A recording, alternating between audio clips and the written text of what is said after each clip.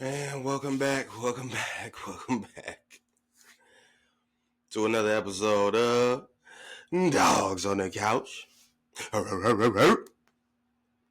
everybody's allowed to have an opinion. It does not matter if you played the game you were watching. So you're allowed to have an opinion as well. To sidestep away from the main Shador Sanders conversation at the moment, there have been some other quite alarming takes that I've been hearing from local, again, Browns media, narrative pushers. And lo and behold, we have some of our favorite people with whom you thought they were finally coming around and making smarter decisions and giving smarter analysis when it comes to assessing, number one, what's wrong with the Cleveland Browns, and number two, how to go about fixing what's wrong with the Cleveland Browns. It never, I guess it never ceases to amaze me the level of incompetence that sometimes these reporters and analysts and beat writers and all of this other stuff, man, it blows my mind at how their thinking process, actually works. And the fact that they actually spew this stuff out loud, like they say this stuff out loud and then record themselves saying it, like they don't have a problem with it, like it's crazy. So Mike Tomlin, now, for whatever reason, I know the reason. They're spoiled. That's the reason. So the Pittsburgh Steelers, their loss this past week, you hear chants coming from the stadium. Fire Tomlin. Fire Tomlin. Like that's what they're yelling from the stands. Now, first of all, shame on Pittsburgh. Y'all dumb for that. Okay? Shame on you. Because you could have a coach like you could have Kevin Stefanski. Like that hasn't dawned on you guys because you've had Mike Tomlin for the last 20 years. You haven't had a losing season in the last 20 years. So you're spoiled. You're so used to winning that winning isn't good enough anymore. We need to win it all. Just winning isn't good enough anymore. We need to win it all. Now I kind of can see, where you coming from with that aspect because, if your floor is never having a losing season, that's your floor, then of course your ceiling, you want it to be, we need to win a Super Bowl. We can't just be doing this forever. Completely understandable. I don't think it's smart, but I understand though. Okay, I understand where you coming from. Again, I don't think it's smart because you only looking ahead. You're not looking at, you only looking at the positive side of what could possibly happen from getting rid of Mike Tomlin. You're not looking at the negative side of what could happen if you get rid of Mike Tomlin. You're not looking at that because you're so used to what you're used to for the past 20 years, which is winning. So the thought of losing, like, that never crosses your mind. We've been winners for the last 20 years. We're losers. We'll never be losers. But again, a big part of that reason that you've been winning for the last 20 years is that guy that you've had at head coach. You know what I'm saying? My goodness, man.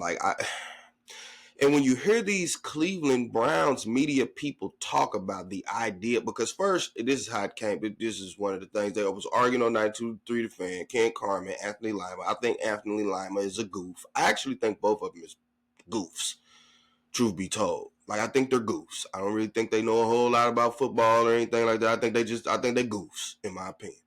But what's so crazy is Anthony Lima actually was saying some stuff that I agreed with because it came across, Mike Tomlin, Mike Tomlin get on the market. They even went as far as, would you trade one of your first round picks to get Mike Tomlin?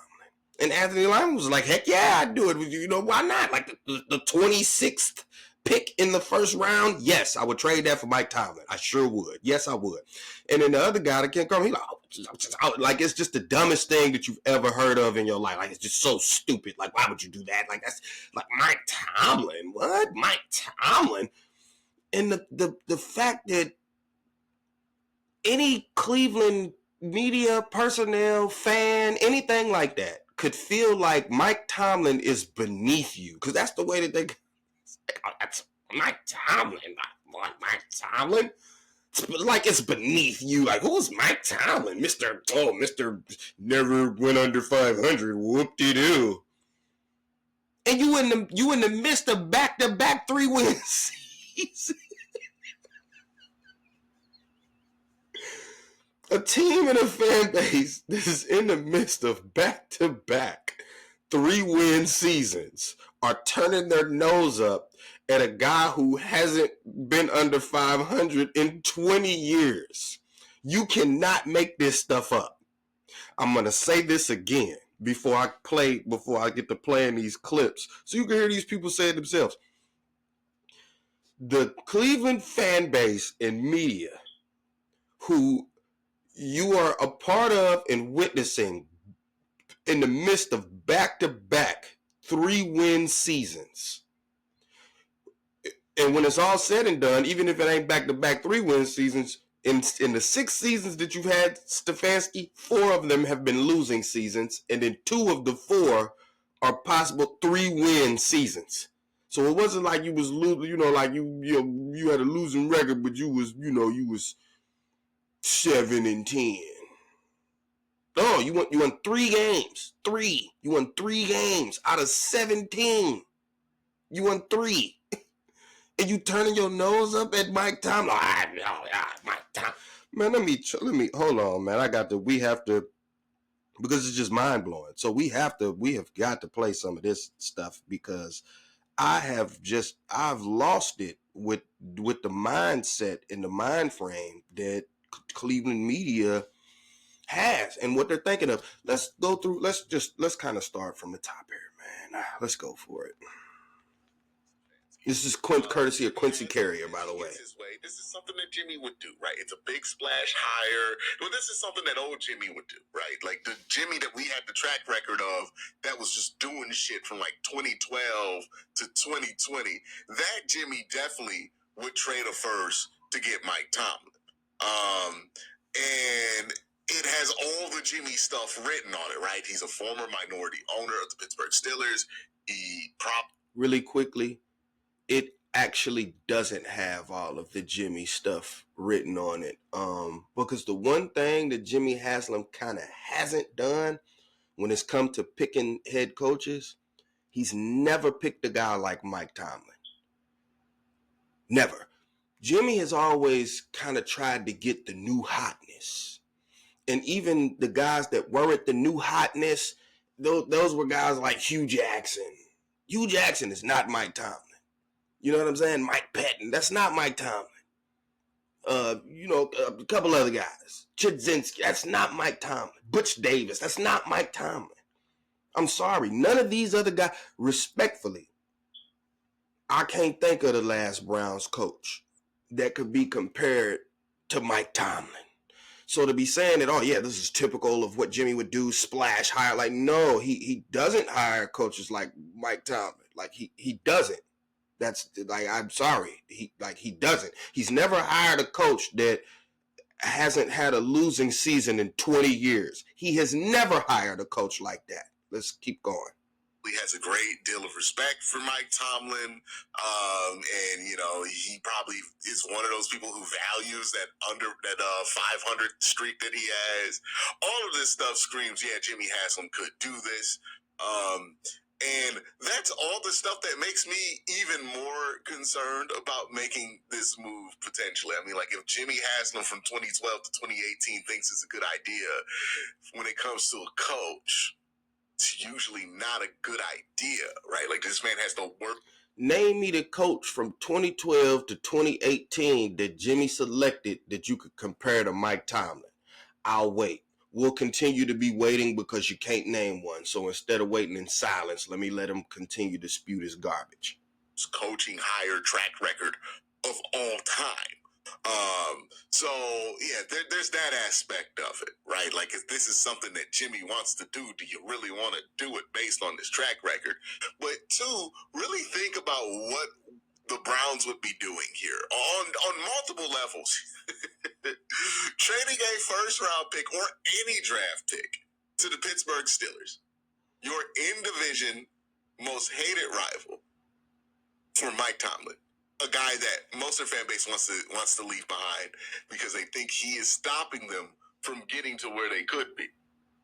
Okay, you know why most of the fan base want to leave him behind? Because they're spoiled. See, their fan base they don't know what it's like to have a 3-win season, let alone back-to-back 3-win seasons. That's why they on such that high horse to want to move on away from Mike Tomlin. Because what is Mike Tomlin really? What is he really? I mean, you know, that 500 record might mean something to other people, but what? Not to mention, oh, well, you're trading in division rival. Wait a minute, man. Didn't we trade Joe Flacco to the Cincinnati Bengals? Didn't we do that?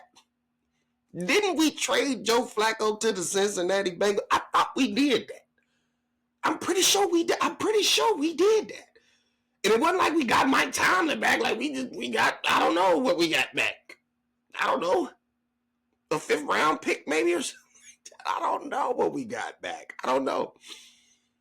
But we've definitely traded in the division already, so I don't understand. Like, let's not make it seem like trading in the division. Like, we can't do that. Like, we've done it already this year.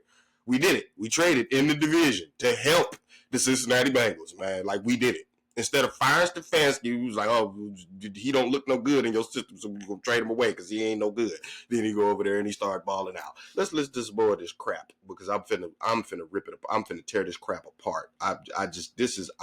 You can't make this stuff up. That's why I got to play it so you can hear it. I think this is ridiculous, right? First of all, let's look at the draft pick aspect of it. If you trade the Pittsburgh Steelers a first-round pick for Mike Tomlin, do you think that first-round pick is not going to bite you in the ass? What about Cleveland history tells us that first-round pick's just going to be harmless if we give it up to Pittsburgh for Mike Tomlin, a coach? I don't think any coach is worth a first-round pick, right? But there are some serious questions about the specific coach you'd be giving up for. But let's stay on the first-round pick, right? Really quickly. First-round pick. Really quickly. First of all, I credit to the Rams. A pick is not a guarantee. That's what we have to understand here. A pick is not a guarantee. You're rolling the dice here. That's what you're doing. Especially when we're talking about a late first round pick. Okay? We're not talking about a top 5 pick. We're talking about a late first round pick. That's what we're talking about here. So maybe, I don't know, a 23rd, 26th, something like that. That's the pick we're talking about here. We're not talking about 1 through 5. We're not even talking about 1 through 10. We're talking about a late first round pick here. That's what we're talking about. Not only that, if we looking at the last late first round pick that the Pittsburgh Steelers used on a quarterback, it was Kenny Pickett. I'm gonna say more. Let me let him finish. Last late round, the first round quarterback they was Kenny Pickett. To the Steelers for Mike Tomlin. You know what the Steelers are gonna do? They're gonna package that pick with another pick and maybe even another pick, and they're gonna use those 3 picks or 2 picks to get a quarterback that's gonna torment you for the next 10, 15 years. Like Kenny Pickett? Like Kenny Pickett? That's what you're talking about? Like Kenny Pickett? Like Kenny Pickett, the guy that they let go of? Kenny Pickett, the first round pick that they got, that was supposed to be the guy, and they let go of him because they determined that he wasn't the guy? Is that what you're talking about? That they can package all this stuff up and go get another Kenny Pickett? Well, go ahead. Go ahead, because when Mike Tomlin ain't there no more, and you got another Kenny Pickett and somebody, and you expecting, let's just say they get Kevin Stefanski. Let's just say the Pittsburgh Steelers get Kevin Stefanski, and you put Kenny Pickett over there with him. You think you about to go? You think you going 500 or better? You think you're going 500 or better? That's what you think you're doing? Not only that, you're not the Pittsburgh Steelers. So how do you know what they'll do with their picks? You don't know. And again, if we was just so scared of them, you know what I'm saying, or the quarterback that they gonna get, one of the reasons that they ain't never got no good, that they ain't been getting no good quarterback like that since being Roethlisberger is because they don't be losing. But guess what? The Browns, you be losing, you get a top pick, and then pick some bum that ain't good at quarterback. And then even when you did pick somebody that was good at quarterback, well, you shipped them off. Because the coach, I guess, deemed that he wasn't good enough to run his system. So even when you did get it right at quarterback, Baker Mayfield, you ended up shipping the guy off anyway. How dare you, Browns? How dare you act like this is beneath you? And why would I trade him? And a pick like a first round pick means so much to the Browns. You know, you drafted in the first round with first round picks before. Courtney Brown. How did that work out? Justin Gilbert. How did that work out? Corey Brookhand Coleman. How did that work out? I mean, the names are endless on this list of players that you drafted in the first round that was supposed to be good, and it was absolute trash. Jedrick Wills. So to act like it's just a sin for the Browns to give up a first round pick because this could potentially be such a phenomenal player, man, if you don't get out of here with that garbage. We don't know what that player is going to be because the Browns have a history of messing up picks. And even when they do get it right, ain't no guarantee that they're going to keep the guy here. He may get shipped off somewhere else so he could go perform better over there. So acting like this first round pick is just this guarantee, that's where we messing up. That's where you messing up to start with. It's not a guarantee. But you know what I can pretty much guarantee with Mike Tomlin and the defense that we got with the Cleveland Browns? I can pretty much guarantee that we're not about to have a losing season. I can pretty much guarantee that. Because over there with the Pittsburgh Steelers, what's the problem? Well, their offense is trash. Their offense is terrible. And then not only that, but this year in specific, their defense is trash too. Offense and defense is trash. And, what do you know? They've been leading the division majority of the year. They don't have a losing record. And their offense and defense is trash. And they don't have a losing record. We got the best defense in the league. We've won 3 games. Yeah. Best defense in the league. Yeah.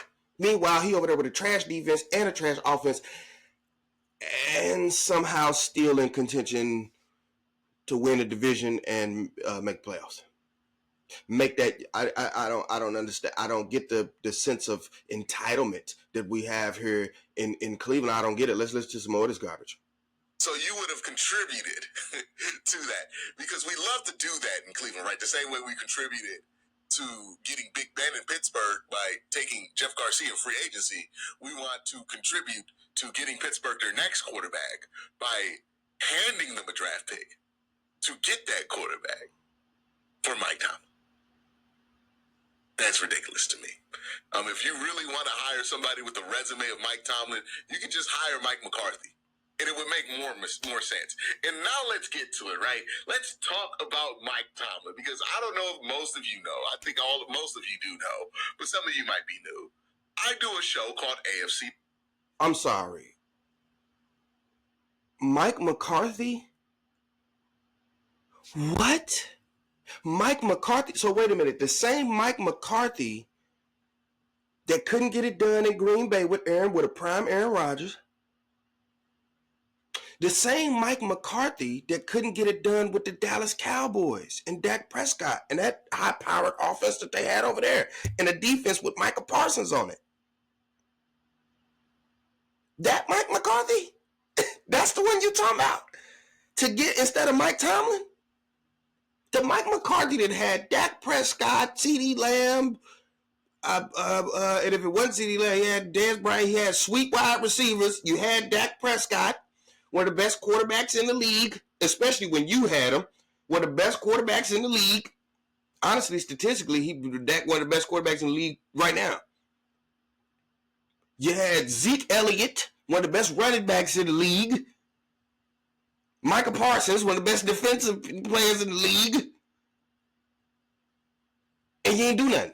So that's the guy we supposed to, so you telling me that we should get him. The guy who had all the pieces and couldn't do nothing, but we supposed to bring him where he don't got the pieces, where he don't got no quarterback. You know, the offense is terrible. He ain't got no receivers. He ain't got no offensive line. And he's supposed to, but he couldn't win when he had all that. Because the Cowboys had probably the best offensive line in the league at that point. You had top-notch wide receivers, top-notch running back, top-notch quarterback, and a solid defense. He couldn't win with that. But you mean to tell me Mike McCarthy supposed to come over here to the Browns with absolutely nothing, and somehow he's supposed to he's supposed to win? Mike McCarthy, are you stupid? Are you crazy? Mike McCarthy don't have the stat of not having a losing season in 20 years. He don't have that stat. He got a couple 12-4s and getting bounced out in the first round of the playoffs. He got a couple of those. Yeah, he got a couple of them. But them was stacked teams that he had that he did that with. He wasn't doing that. He wasn't doing that with a terrible offense that ain't got no quarterback, ain't got no wide receivers, ain't got no offensive line. He wasn't doing that with that. So I don't understand why you would bring the name Mike McCarthy up. That is ridiculous. For you to be saying, because you saying it's ridiculous. That's ridiculous to get Mike Tomlin. Are you kidding me? We gonna listen to a little bit more of this before I just go all the way. Before I go all the way. The offense, I want to somehow, by hiring somebody, find a way to evolve the offense. Now, you could do this a number of ways, right? You can get a CEO type guy, like a Mike Tomlin, who's a CEO type guy. That's what he is as a head coach, CEO type guy.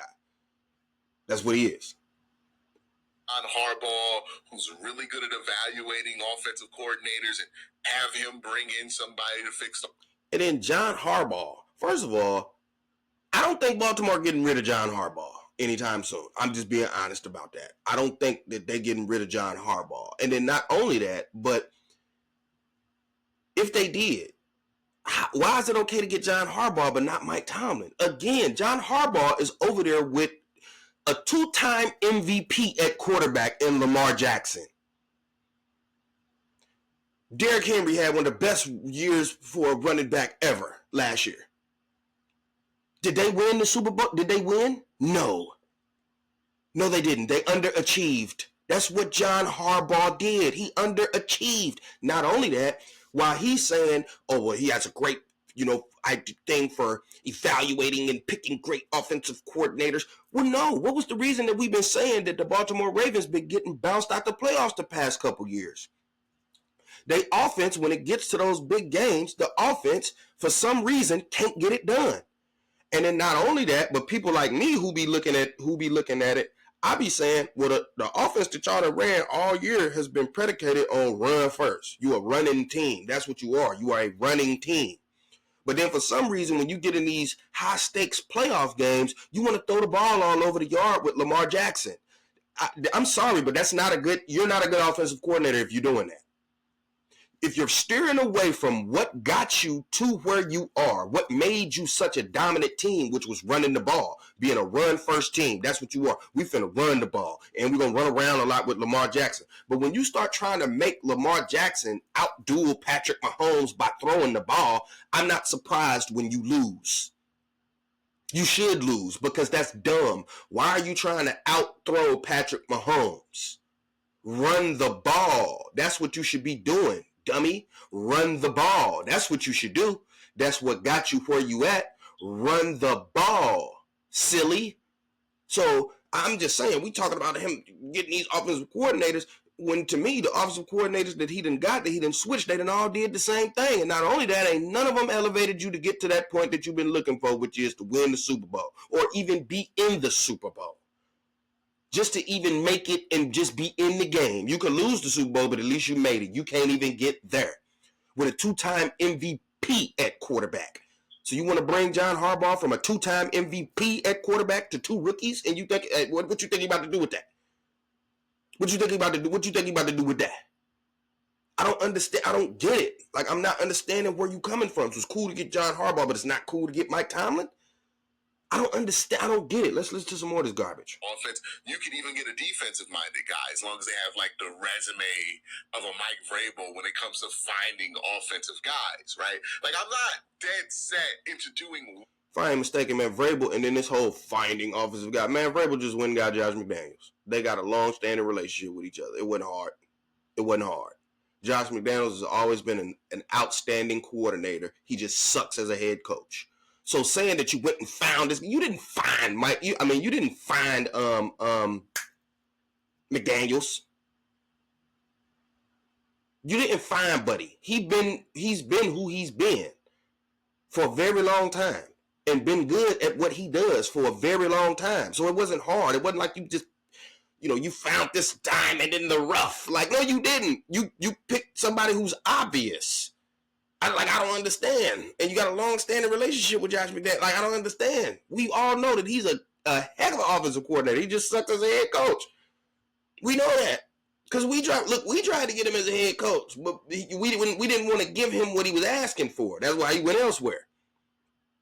But it's no secret that the guy's an amazing OC. So to make it seem like, well, Vrabel went into the weeds and found this diamond in the rough. No, he didn't. He went and got a proven guy. That's what he did. He went and got a proven guy. That's what he did. And then here we are laughing at the idea of getting a proven head coach in Mike Tomlin. Like, we're laughing. We're spouting at this idea. Let's listen to some more of this garbage. One thing or to hiring one name, right?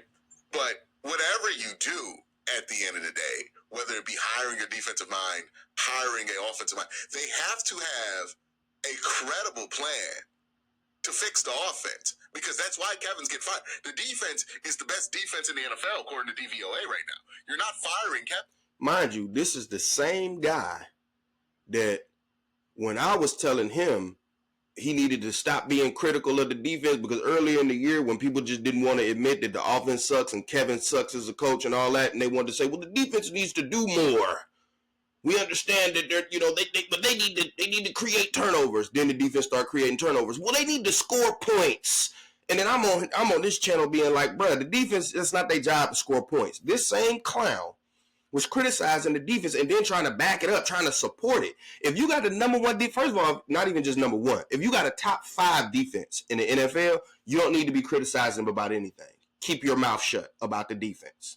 Keep your mouth shut. If you got a top 5 defense in the NFL, you don't need to be criticizing them about anything. Keep your mouth shut. Don't say anything about it. But in here now, you want to big the defense up and talk about how they number one in DVOA and by the league standard and all this other stuff. But you just a few weeks ago, before you finally jumped off the bandwagon because you seen that you couldn't say nothing bad about the defense no more and how crazy you look saying stuff about the defense. Oh, now you want to talk about how good the defense is. Man, you can't make this. I'm telling you, you can't make this stuff up. Because the defense is terrible. You're firing Kevin because the offense is terrible. And it's the offense in one way or another.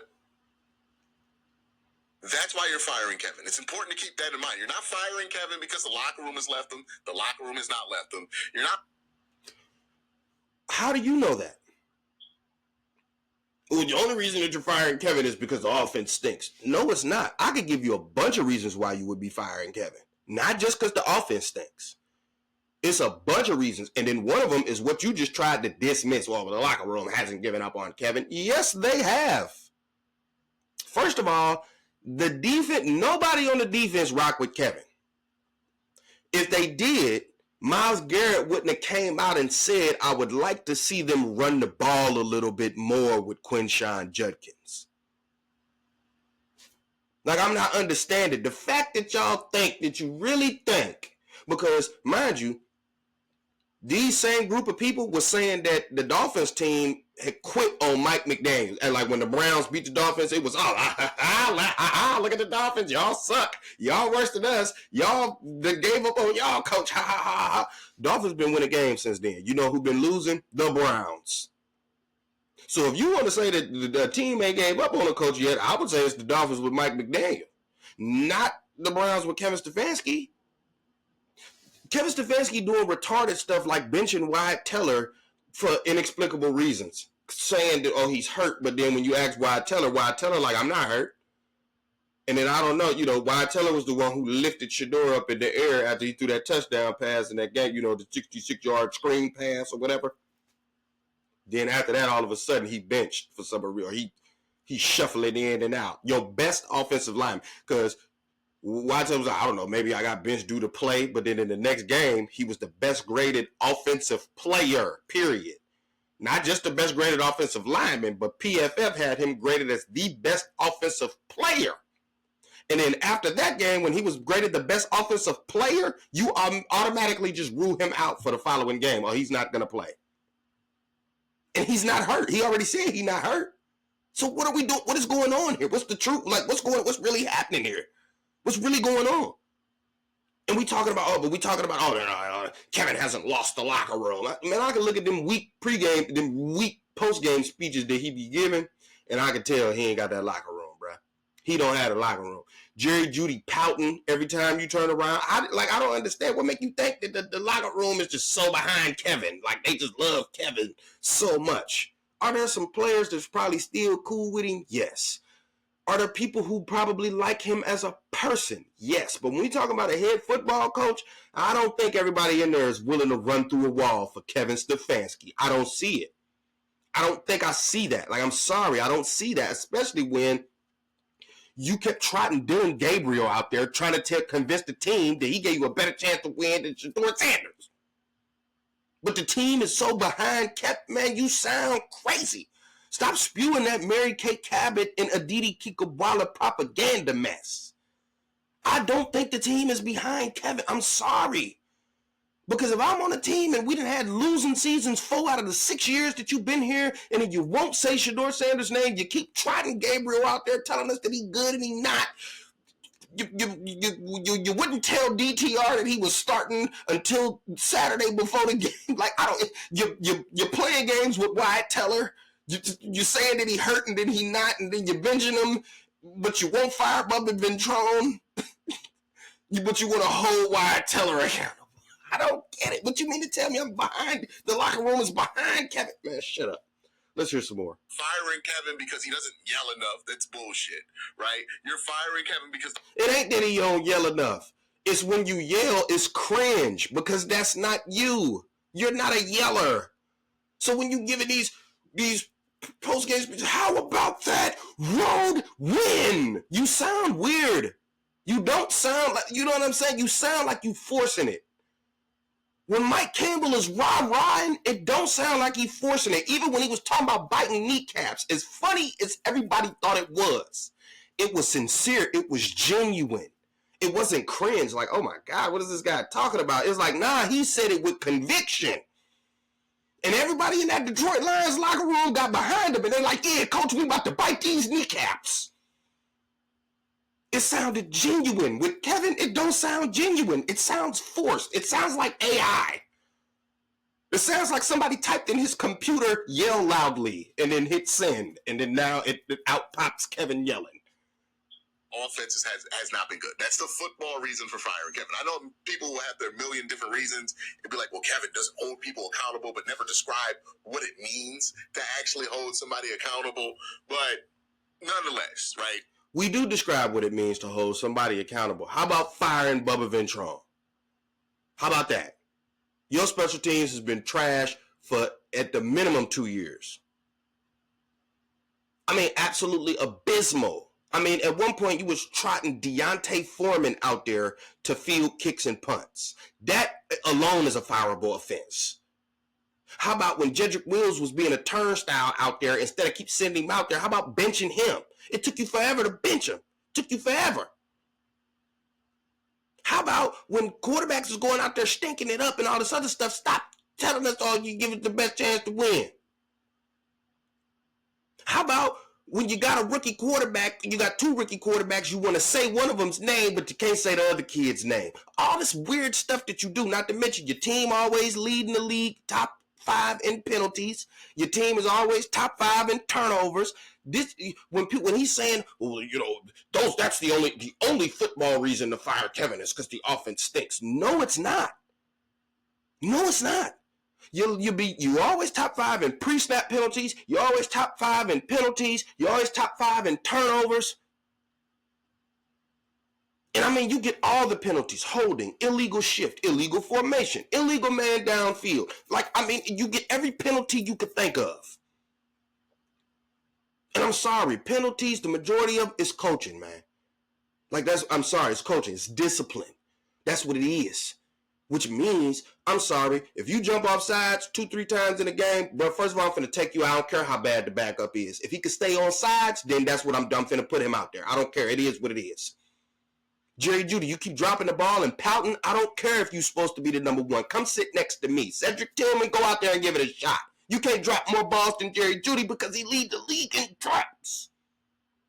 So you can't drop more balls than him because he leads the league in drops. So when you say people don't describe what accountability means, that I'm describing it to you right now.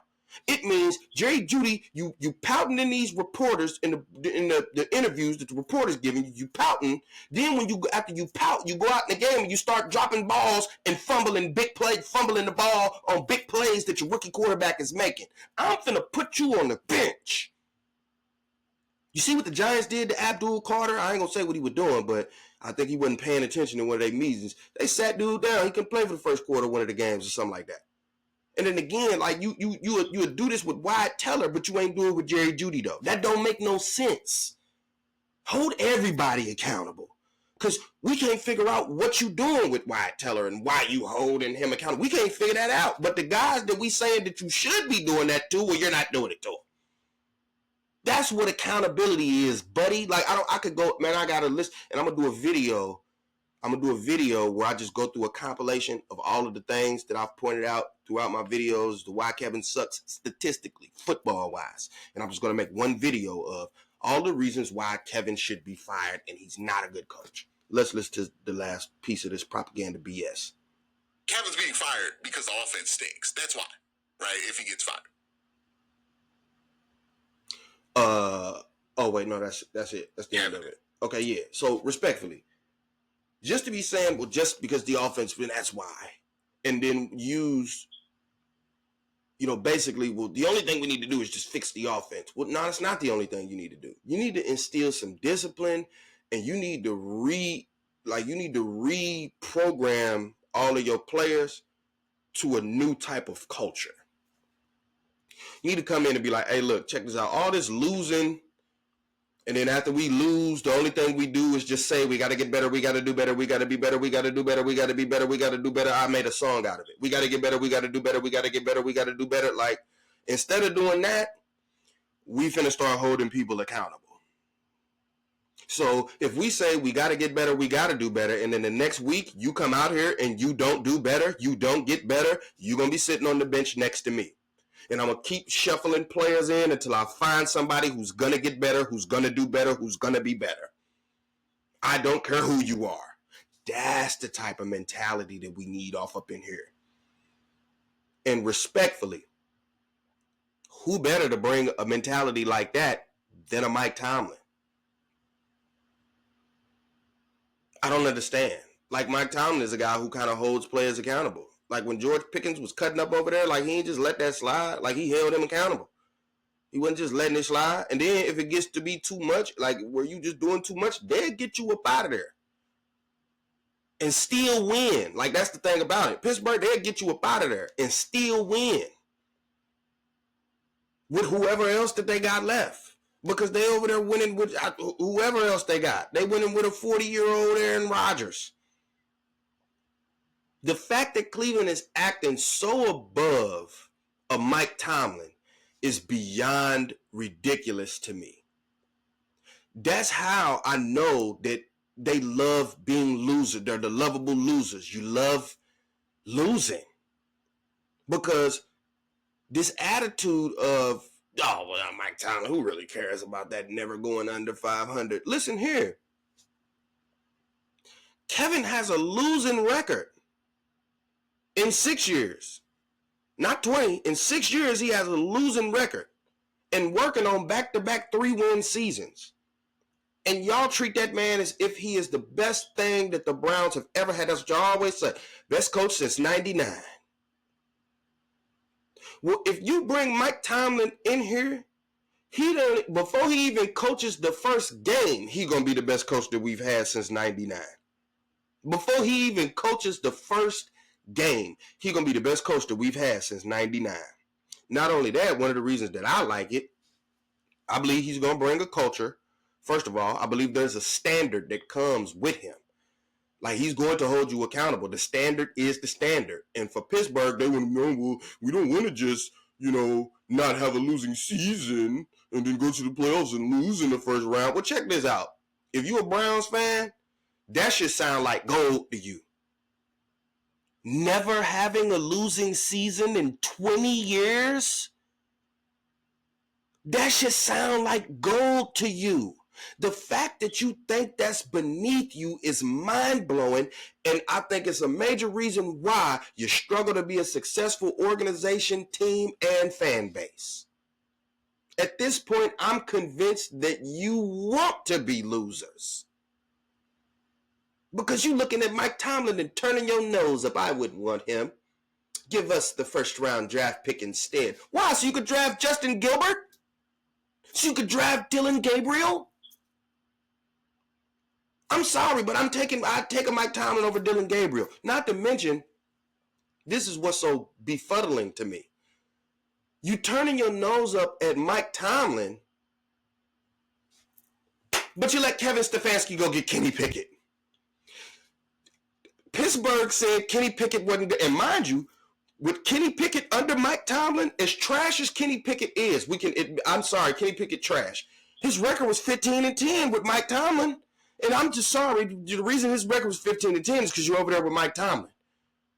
That's why your record was 15-10, because Kenny Pickett over here with Kevin Stefanski is not about to be 15-10. I'm sorry, it's not going to happen. I'm sorry. But what's so crazy is the Mary Kay Cabot and the Kikawalas and all these other retards. When we got Kenny Pickett, it was, Kenny Pickett, he's showing so much promise. And, they're really looking at Kenny Pickett being the starter day one, and they love Kenny Pickett so much. They love Kenny Pickett, Kenny Pickett, Kenny Pickett. We even had people at one point, Dustin Fox and Jason Lloyd, talking about, well, if we had Kenny Pickett on the roster, we'd have more wins with Kenny Pickett. So let me get this straight.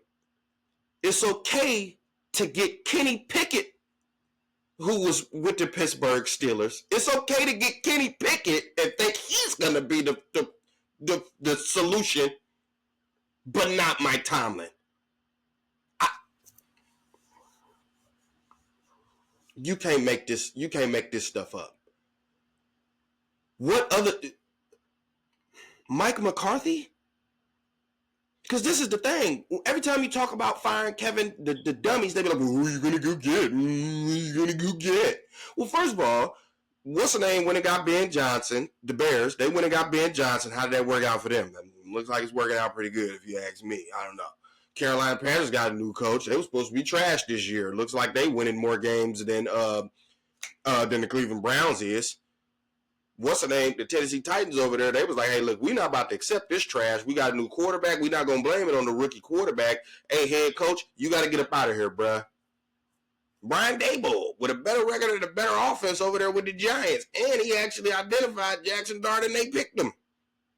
Giants was like, nah, bro, you got to go. You got to get up out of here, man. You got to go. Meanwhile, we holding on to Kevin Stefanski. I don't understand it. And acting somehow like he good. And there's all this, well, he'll get a job tomorrow. It's like, okay, cool. Matter of fact, don't even trade a pick. Just Pittsburgh Steelers. Since y'all so thirsty to fire Mike Tomlin and y'all don't want him no more, let's just do a head-up trade. We'll trade you, Kevin Stefanski, the offensive guru mind, great coach. He'll have a job tomorrow if you fire him.